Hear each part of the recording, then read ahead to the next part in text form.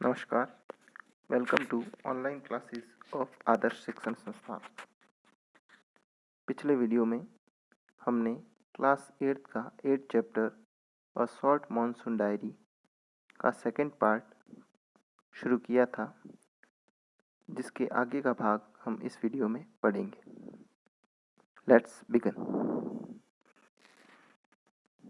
October 3rd. We have gone straight from monsoon into winter rain. Snow at higher altitudes. After an evening hailstorm, the sky and hills are suffused with a beautiful golden light. October 3rd, 3 अक्टूबर के दिन वातावरण माहौल कैसा था उसके बारे में बताते हुए लेखक कहता है, we have gone straight from monsoon into winter rain. हम मानसून से सीधा जो सर्दी की ऋतु या शीतकालीन वर्षा है वहाँ पर प्रवेश करते हैं, सीधा वहाँ पहुँचते हैं। Snow at higher altitude. Altitude का मतलब होता है ऊंचा स्थान। जो हायर एल्टीट्यूड था यानी कि ऊंचाई वाला स्थान था, वहाँ पर स्नो थी, बर्फ जमी हुई थी। आफ्टर एन इवनिंग हेलस्टॉर्म, और शाम के समय ओलावृष्टि के बाद, the sky and hills are suffused with a beautiful golden light. Sky आकाश और जो हिल्स वहाँ की पहाड़ियाँ थी वो सब सफ्यूज हो गई थी। सफ्यूज का मतलब होता है भर जाना या एकदम ज़्यादा गहराई से भर जाना।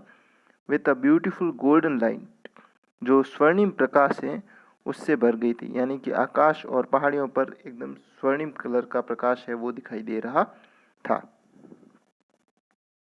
जनवरी 26, winter rains in the hills. पहाड़ियों पर शीतकालीन वर्षा, यानी 26 जनवरी को जो पहाड़ियों पर शीतकालीन वर्षा के दौरान का जो माहौल था उसके बारे में बताता है।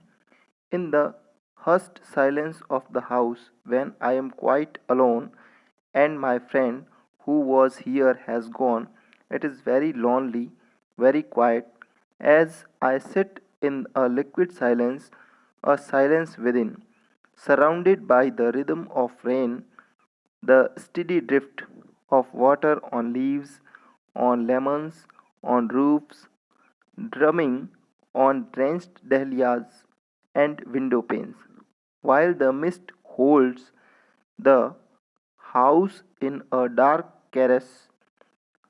As I pause near a window, the rain stops and starts again, and the trees, no longer green but grey, menace me with their loneliness.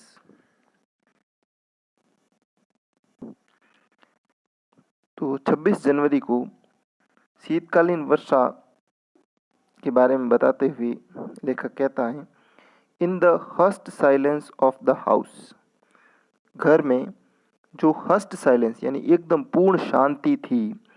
When I am quite alone, और मैं बिल्कुल अकेला था। And my friend who was here, और मेरा वो मित्र जो यहाँ पर था, हैज़ गॉन, वो भी जा चुका था। यानी वो पहले मेरे साथ था लेकिन वो भी अब जा चुका था और मैं घर में बिल्कुल अकेला था। It is very lonely, very quiet, ये बिल्कुल एकांत और बिल्कुल शांत था। As I sit in a liquid silence, और जैसे ही मैं उस द्रवित शांति में बैठा, अर्थात बाहर वर्षा हो रही थी जिसकी बताते हुए वो कहता है लिक्विड साइलेंस में मैं बैठा। और साइलेंस विद इन, मेरे अंदर भी एक अजीब सी शांति थी। Surrounded by the rhythm of rain, जो वर्षा का रिदम था, वर्षा के होने का जो ताल था उससे घिरा हुआ, यानी मेरे मन के अंदर शांति थी और ऐसा लग रहा था जैसे बाहर की वर्षा है वो एकदम कोई ताल बजा रही हो।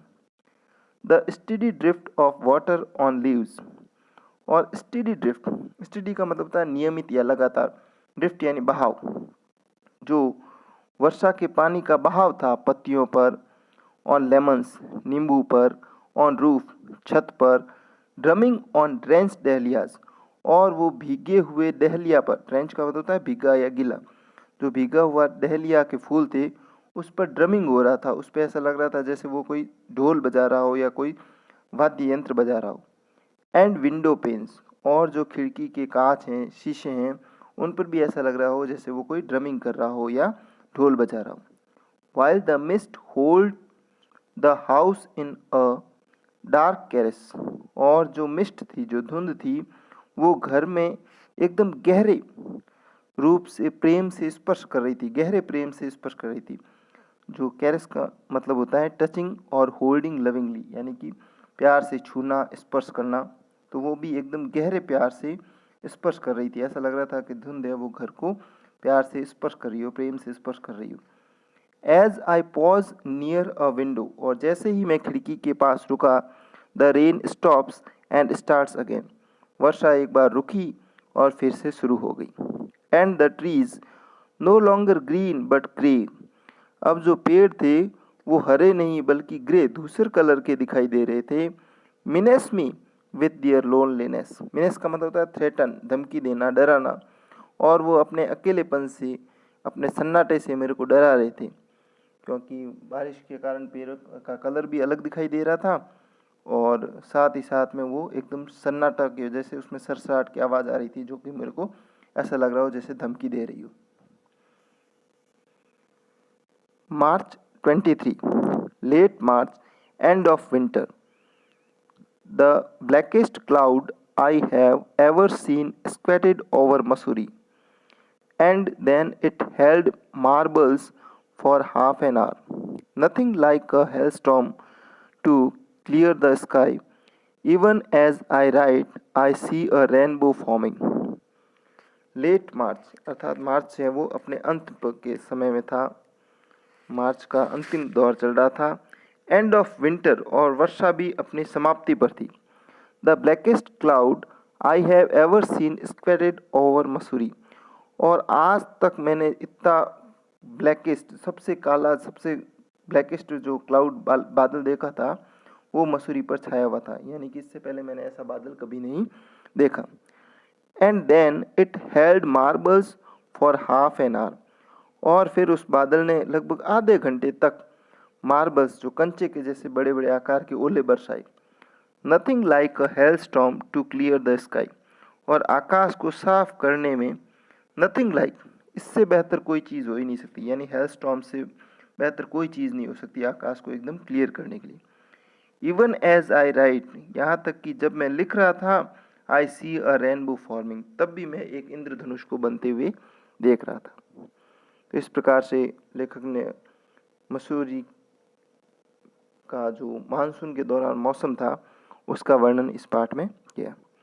Thank you. क्वेश्चन आंसर है वो नेक्स्ट वीडियो में करेंगे।